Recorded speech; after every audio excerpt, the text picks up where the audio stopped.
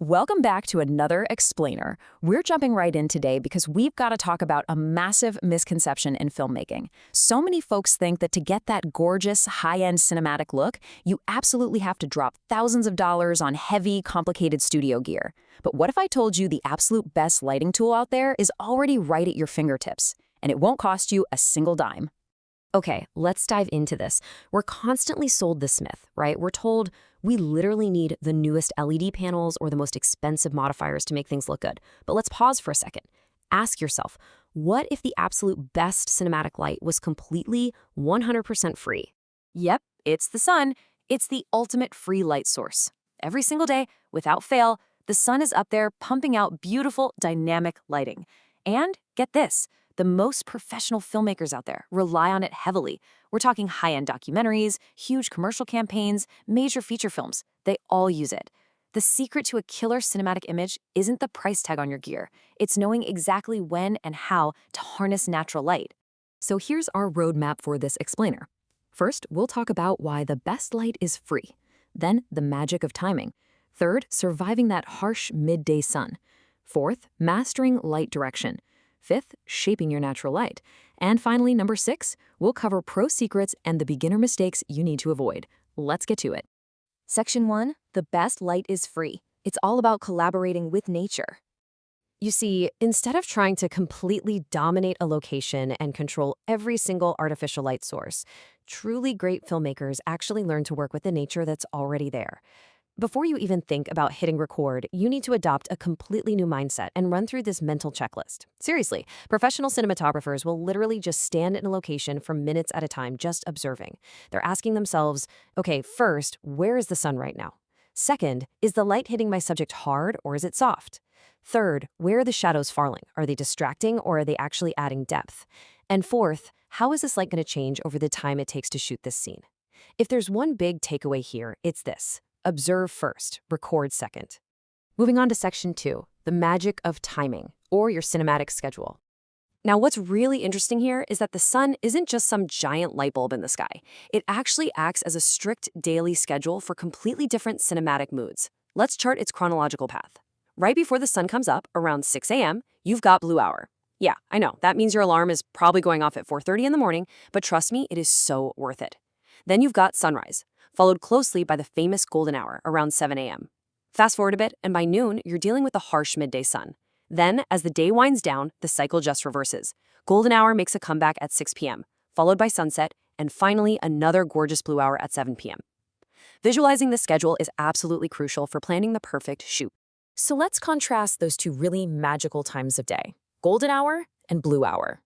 Golden hour pops up right after sunrise and right before sunset.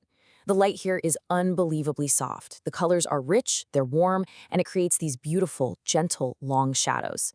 It is incredibly flattering for skin tones, which makes it your absolute go-to for portraits, travel films, or anything romantic. But then we have blue hour. This is that narrow window just before sunrise and just after sunset. And notice how the entire feeling shifts. The light becomes cool, soft, very calm, and just incredibly atmospheric. It is brilliant for sweeping city establishing shots, quiet emotional beats, or a moody transition into the night. It's literally two completely different cinematic vibes, and they're dictated entirely by the clock. All right, section 3, surviving the harsh midday sun. Let's talk about beating those harsh highlights. Let's pick the energy back up because we need to face the true antagonist of this explainer, that totally uncontrollable, high overhead midday sun.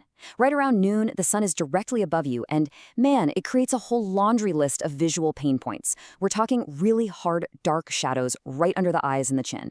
It produces these super bright, blown-out highlights that your camera's just going to struggle to expose for. On top of that, it physically makes your subject squint, and nothing ruins a great performance faster than a squinting actor.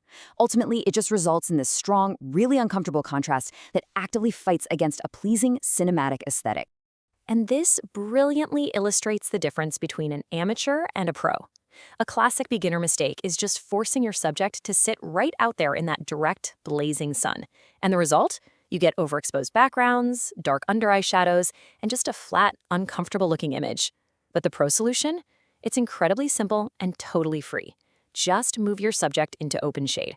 Seriously, just repositioning them under a leafy tree or a building overhang completely transforms the dynamic. Think about a scene where someone is reading a book outside. If you shoot them in direct sunlight, it's harsh, it's glaring, but if you literally just walk 10 feet over into the shade of a tree, boom, that exact same scene is now a soft, balanced, deeply cinematic shot. Which brings us to section 4. Mastering light direction to tell a visual story. Simply changing where the sun hits your subject fundamentally changes the visual story you're trying to tell. You have to start thinking of light direction as a deliberate creative choice. If you have the sun acting as a front light, hitting them straight on, your subject is going to be bright and evenly lit. Now, that's great for pure clarity, but to be honest, it can look a little flat. But if you just turn your subject so the sun is now a side light, suddenly you've got these deep, interesting shadows on one side of their face. It adds depth, it adds texture, it adds drama. It's absolutely perfect for compelling storytelling. And finally, if you position the sun as a backlight, meaning it's right behind your subject, you get this beautiful separation from the background. You get that gorgeous rim light catching the edges of their hair, or you can even expose for dramatic silhouettes. Every single direction tells a totally different story. Section 5. Shaping your natural light using simple modifiers. Just because the sun is free doesn't mean you can't control it. First up in your free gear toolkit is the trusty reflector. This is such a simple tool, but a real game changer. It literally just bounces existing sunlight right back onto your subject. It acts like this massive, powerful secondary light, filling in dark shadows and brightening up faces beautifully. And the best part? No batteries or power outlets required. You are quite literally just catching the sun's rays and redirecting them wherever you want. Next up is the diffuser. This is basically just a translucent piece of material that you hold directly between the sun and your subject. So the crucial point here is that a diffuser essentially acts like a portable cloud.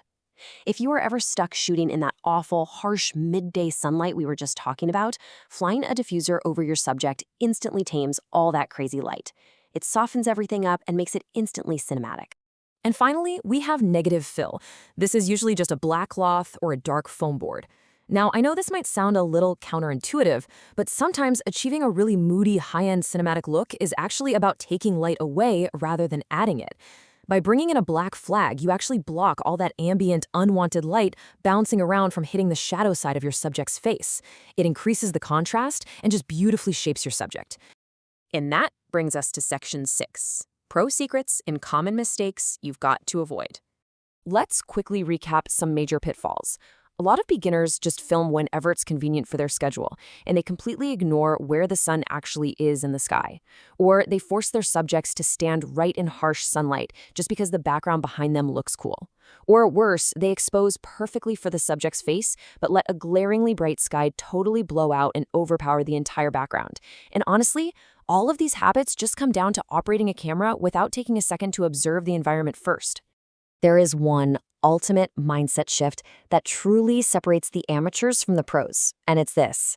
Sometimes, waiting 30 minutes for better light creates a far more powerful image than buying a new piece of equipment. And that's the absolute truth. Some of the most highly respected, visually stunning documentaries in the world rely almost entirely on natural light. The cinematographers behind them don't just walk into a location. They study exactly how light moves through it. Patience and observation, those are your ultimate 100% free cinematography upgrades. So I want to leave you with this provocative thought. The very next time you go out to shoot, are you going to fight the light, or will you wait for it? By just understanding timing, light direction, and how to use simple, cheap shapers, you can create totally breathtaking imagery anywhere you go. Thanks so much for joining me for this explainer. Keep observing, keep creating, and definitely tune in next time. We'll be breaking down how camera angles and heights actually subconsciously influence power and emotion in your audience. See you then!